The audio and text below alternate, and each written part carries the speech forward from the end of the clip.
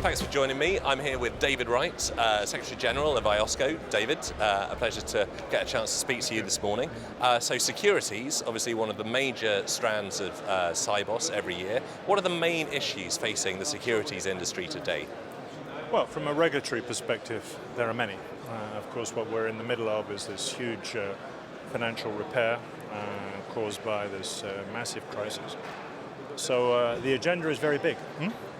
And we're at a difficult moment now because everybody's trying to understand the impacts of all the various measures. I see 4 or 5 really big issues. The first and perhaps the most important one is that we must get a resolution framework for failing financial institutions. If we can't do that, the public will pay in the future. That has to be number one. We have the whole OTC derivatives issues, making sure that standardized derivatives are traded, cleared through clearing houses, higher margin for non-OTC cleared derivatives, and everything reported to trade repositories.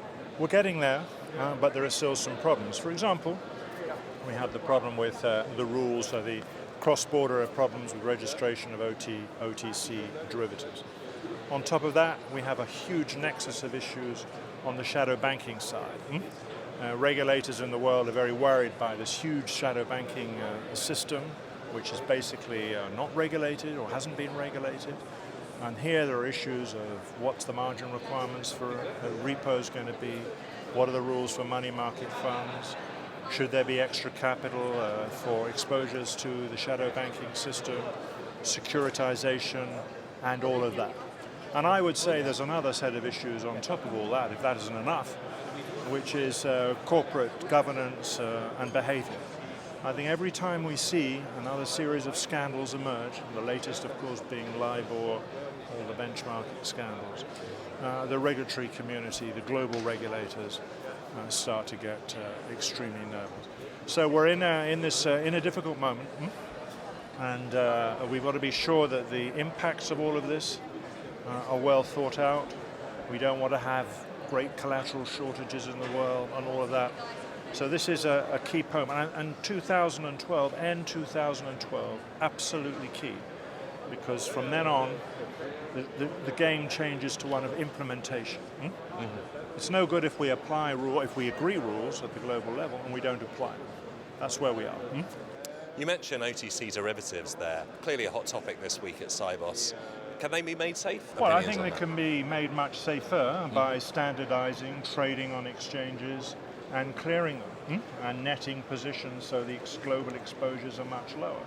But there is a big volume of business, in fact the biggest part of the business, which is OTC, which is not going to be cleared. And then the question is, what are the rules for this? This is custom-made derivative trades, complex sometimes. And of course there the issues are, what are the right rules? What's the right margin requirements? What are the initial margin requirements? The variation margin requirements? Because what you're trying to do is to try and shift everything into the clearing system and on the exchange. But some won't be able to be done. What are the rules for that?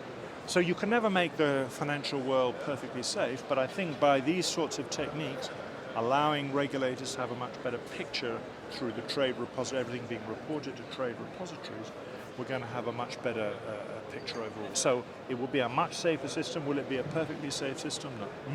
David Wright from IOSCO, thank you very much for joining me. My pleasure. Thank you.